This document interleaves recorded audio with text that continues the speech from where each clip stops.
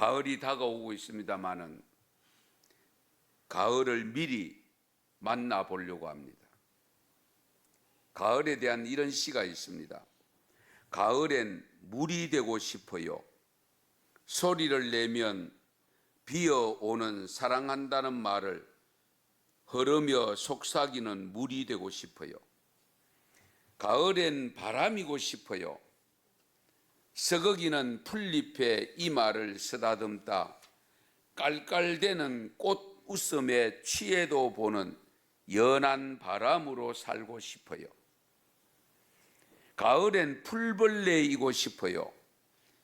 별빛을 등에 업고 푸른 목청 뽑아 노래하는 숨은 풀벌레로 살고 싶어요. 가을엔 감이 되고 싶어요.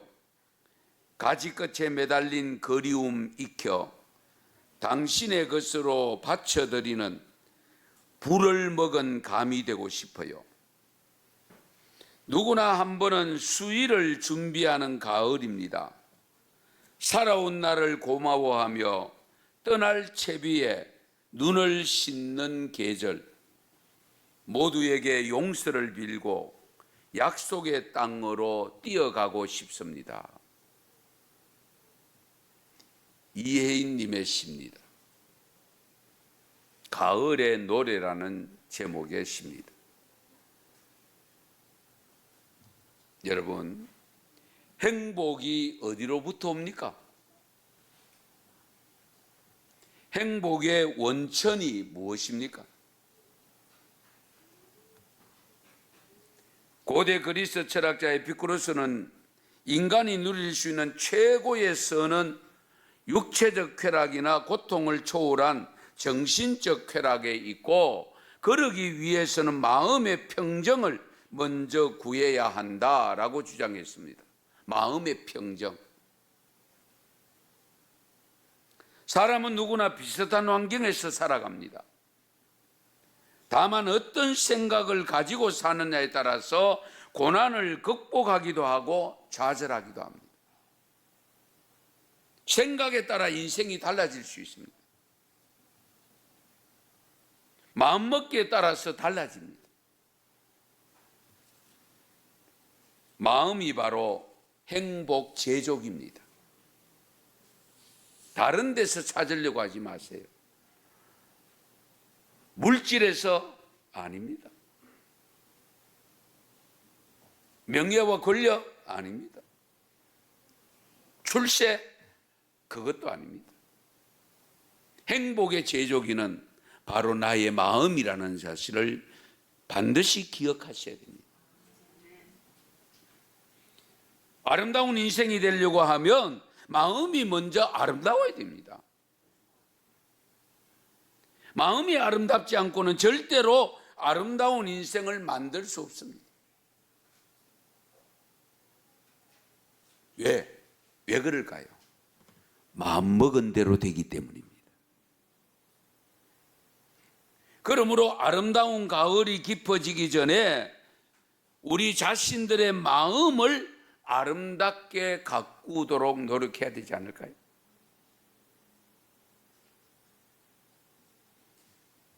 아름다운 인생은 아름다운 마음에서 비롯됩니다. 나의 마음을 아름답게 만들려고 하면 마음을 더럽게 만드는 마음의 쓰레기가 발생하지 않도록 해야 되지 않겠습니까? 마음의 쓰레기를 줄여야 됩니다. 과감하게 줄여야 돼요. 그리고 있는 쓰레기 지워야 됩니다. 치워내야 됩니다. 우리나라 초대교회 시대의 영성으로 유명한 이용도 성도님, 이용도 선생님이 계셨는데요. 그분이 남긴 글 속에 이런 글이 있습니다. 주여, 사람들 마음속에서 활동하고 있는 악마를 물리쳐 주옵소서. 저희들이 주님 앞에 가까이 나가고자 하오나 악마에게 사로잡혀 있어서 우리의 심령이 자유롭지 못하옵나이다. 마음에 활동하고 있는 악마, 이걸 물리쳐 달라고 간구하고 있습니다. 또 이런 글이 있습니다. 우리 속에 있는 마귀를 멸하여 주옵소서. 그리고 우리 속이 순전히 그리스도의 보좌만 되게 만들어 주옵소서.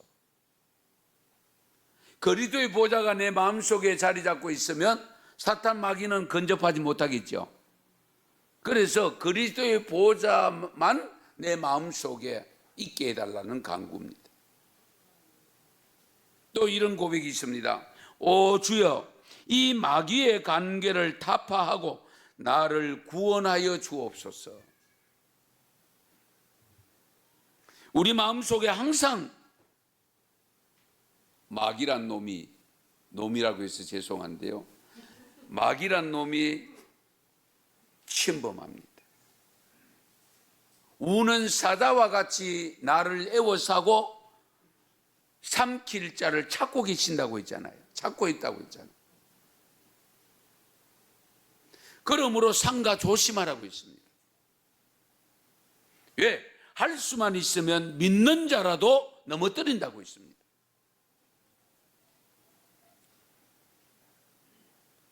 그러므로 우리는 청소도 잘해야 되지만은요, 청소한 후에 중요합니다. 청소한 후에 또 어지러 보면 어떻게 해요? 아이들 많은 집에 가보면 치워도 끝이 없잖아요. 치워놓으면 금방 들어와서 또 어지러 놓잖아요. 우리 마음이 그렇습니다. 나름대로 치운다고 치우는데도 금방 세속화된 마귀가, 사탄이 들어와서 마음을 다 흔들어 놓고 다 어지럽혀 놓고 다 더럽혀 놓습니다.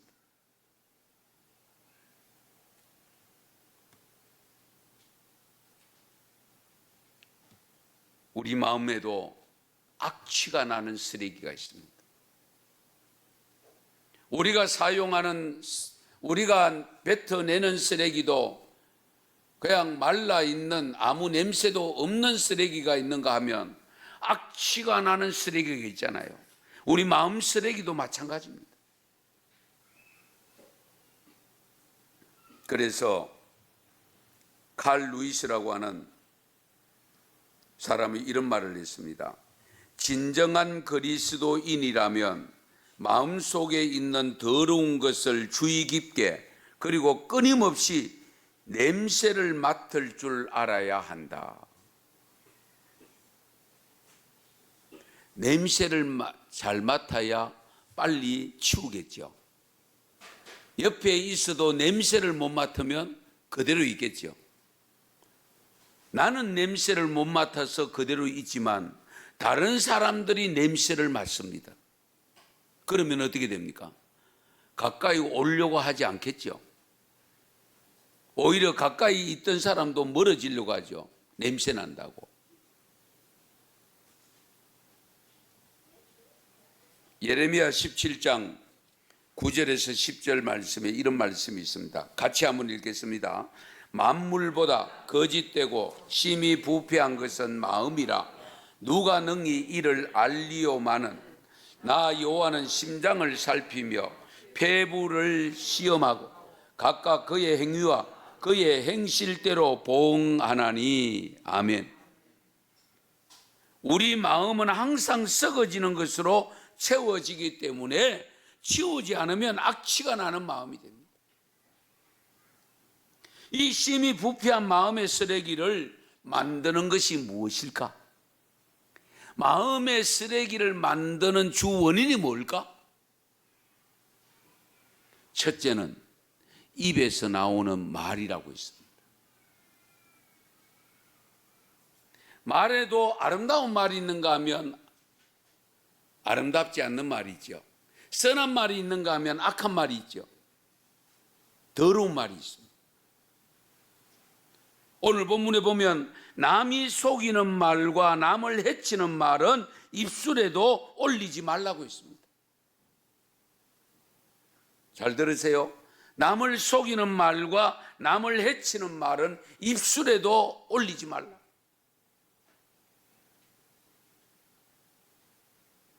남을 해치고 자기가 행복하기를 바라는 것은 곤란합니다. 말은 나의 마음에 상처를 내기도 하지만은 아름답게 단장하기도 합니다.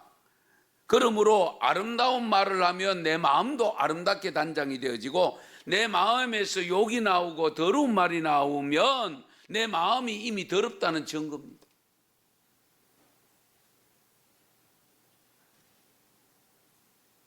생명력 있는 하나님의 말씀을 읽고 전하면 마음이 살아납니다. 마음의 평화가 생깁니다. 사랑이 올라옵니다. 마태복음 15장 17절에서 20절에 이런 말씀이 있습니다. 입으로 들어가는 모든 것은 배로 들어가서 뒤로 내버려지는 줄 알지 못하느냐? 입에서 나오는 것들은 마음에서 나오나니 이것이야말로 사람을 더럽게 하느니라. 마음에서 나오는 것은 악한 생각과 살인과 간음과 음란과 도둑질과 거짓 증언과 비방이니 이런 것들이 사람을 더럽게 하는 것이요, 씻지 않은 손으로 먹는 것은 사람을 더럽게 하지 못하느니라. 아멘. 코로나 때문에 온갖 소독약이 세면장에 놓여 있고 손 씻는 것은 알뜰하게도 씻습니다마는 마음은 잘 씻지를 못하더라고요. 여러분 스스로 생각해, 내 마음 씻기 위해서는 어떤 노력을 하고 있는지. 손은 수시로 씻습니다. 비누 칠해가면서, 소독약을 칠해가면서 씻어냅니다. 그런데 정작 씻어야 될 마음은 씻지 못하고 있다면 잘못된 것 아닐까요?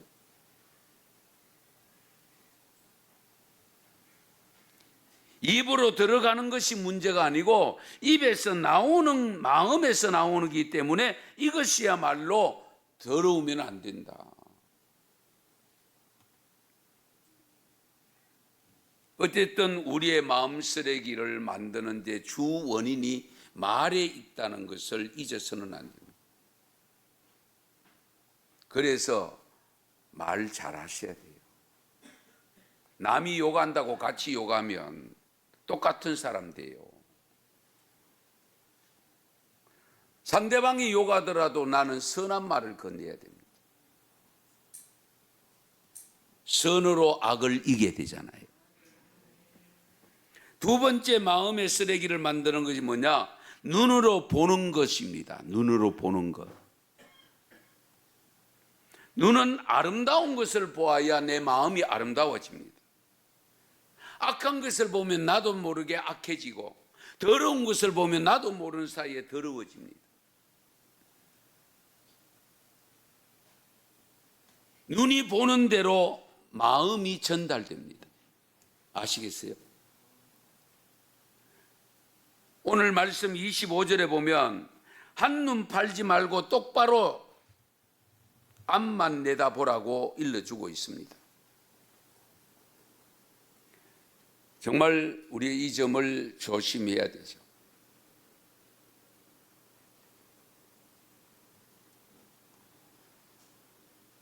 내 눈은 바로 보며 내 눈꺼풀은 내 앞을 곱게 살펴 내 발이 행할 길을 평탄하게 하며 내 모든 길을 든든히 하라.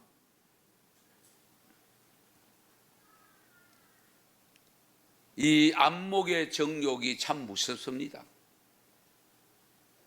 그래서 보는 것이 무엇인가가 대단히 중요합니다.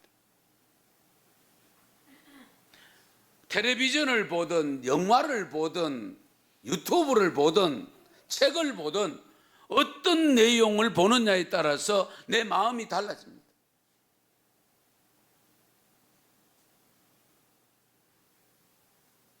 그래서 예수님은, 만왕의 왕으로 오신 예수님 뭐랍니까? 나는 마음이 온유하고 겸손하니, 예수님 자신이 스스로가 마음이 온유하고 겸손함이 함으로 나를 본받으라고 했습니다.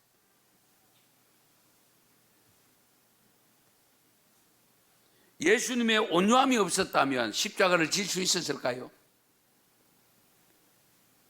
예수님이 십자가를 지지 않았더라면 우리가 구원받을 수 있을까요? 예수님이 온유했기 때문에 십자가를 묵묵히 지고 가셨던 거예요.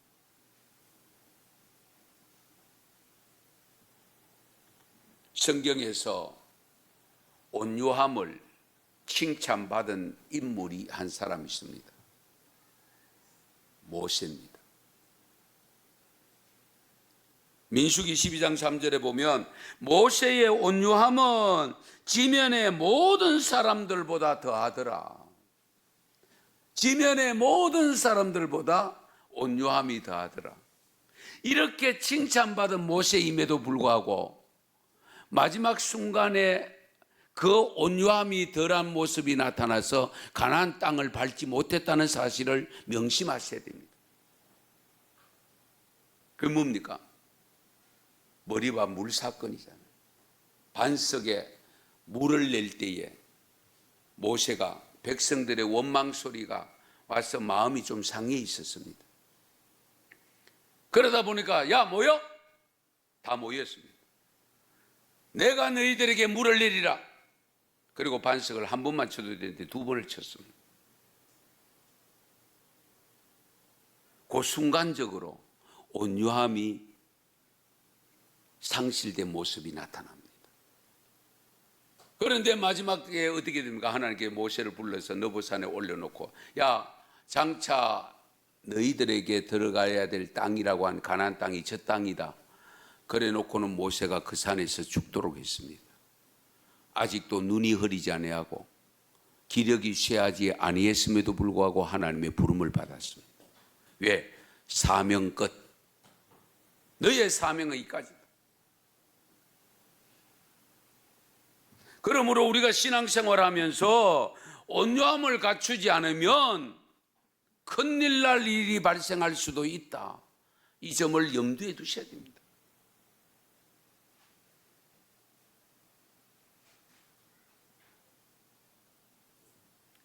두 번째, 우리의 마음을 아름답게 만드는 마음은요, 정숙한 마음으로 단장해야 됩니다. 정숙한 마음.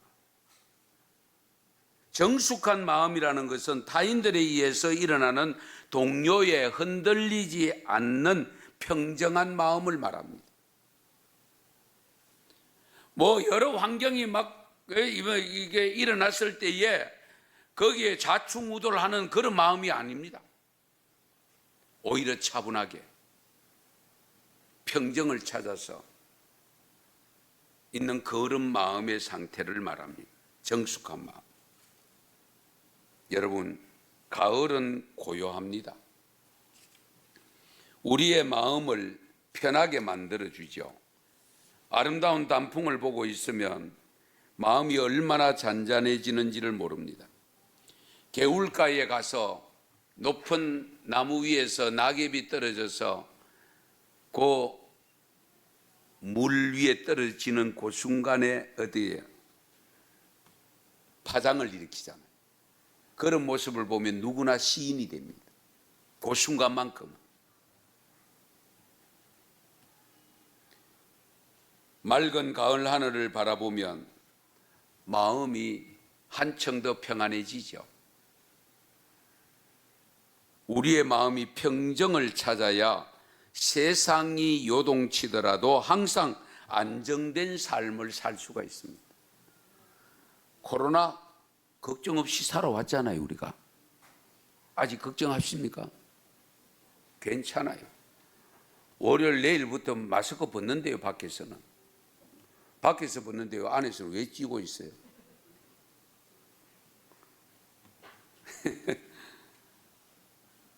밖에서는 사람 안 만납니까? 다 만나잖아요. 예.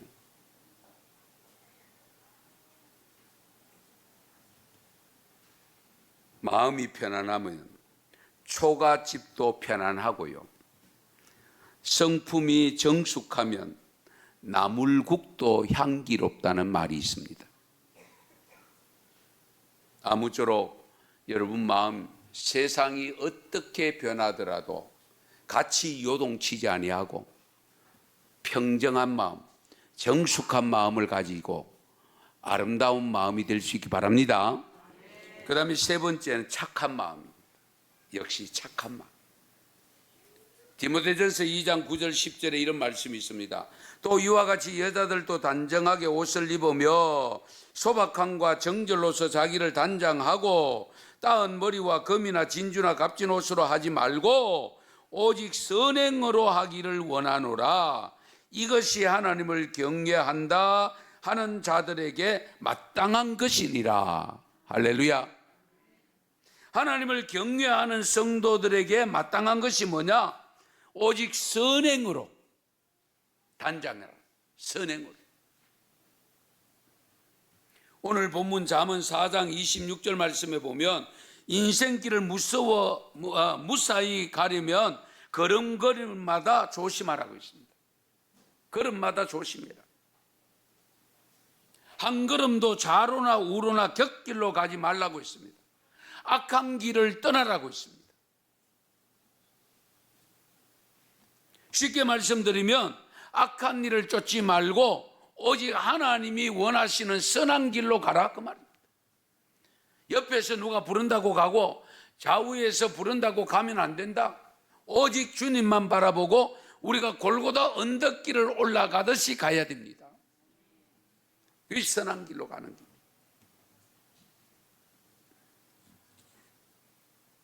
착한 마음이라고 할 때 대표적인 것은 역시 예수님의 마음입니다. 예수님의 마음이 어떤 마음이냐? 선한 마음입니다. 자비의 마음이고 긍휼의 마음입니다. 사랑하는 마음입니다. 원수라도 사랑으로 보듬는 마음이 주님의 마음이잖아요. 가을에 사랑하는 사람에게 편지를 한번 써보세요. 가을에는 예수님의 마음인 사랑의 마음을 가지고 가족을 사랑하고 성도들을 사랑하고 이웃을 사랑하고 아멘 할 때까지 할 거예요. 하여튼, 예. 나를 대적하는 사람까지도 사랑하셔야 됩니다. 예. 그것이 주님의 마음입니다.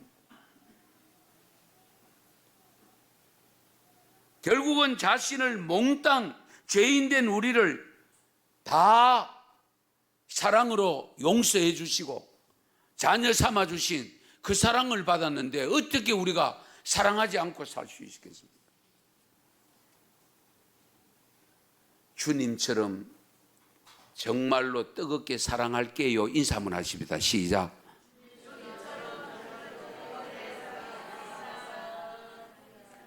우리 하도 거짓말을 말하기 때문에 정말로 붙여야 돼요. 예. 예.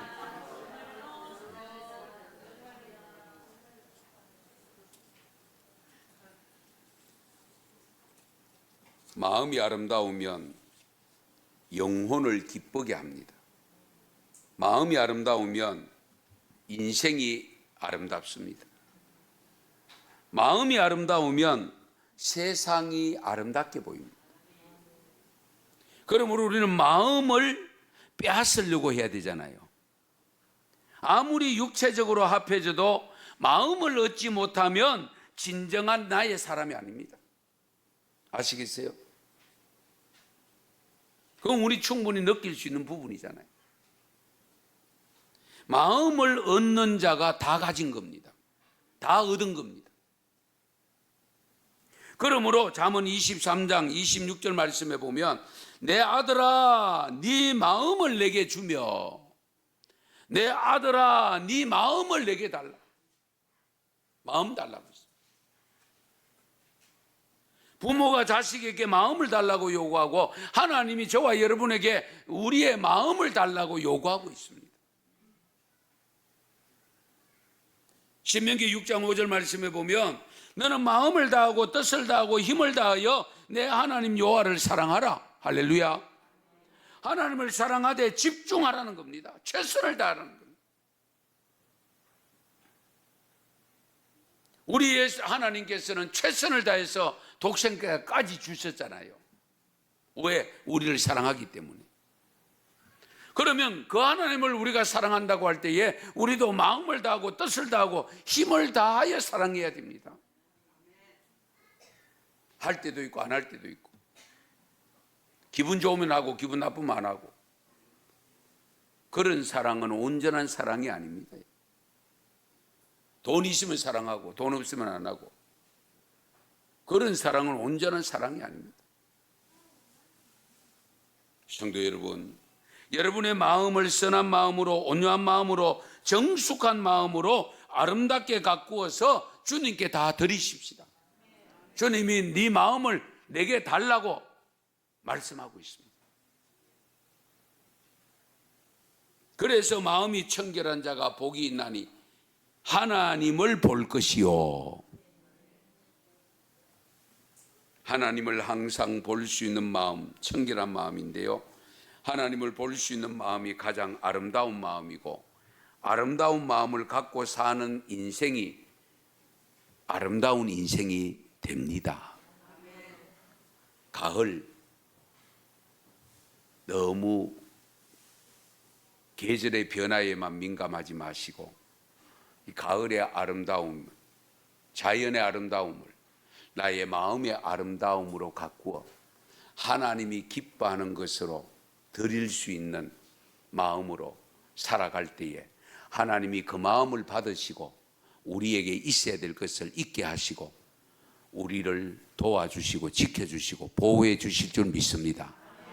그런 성도가 될 수 있기를 축원합니다.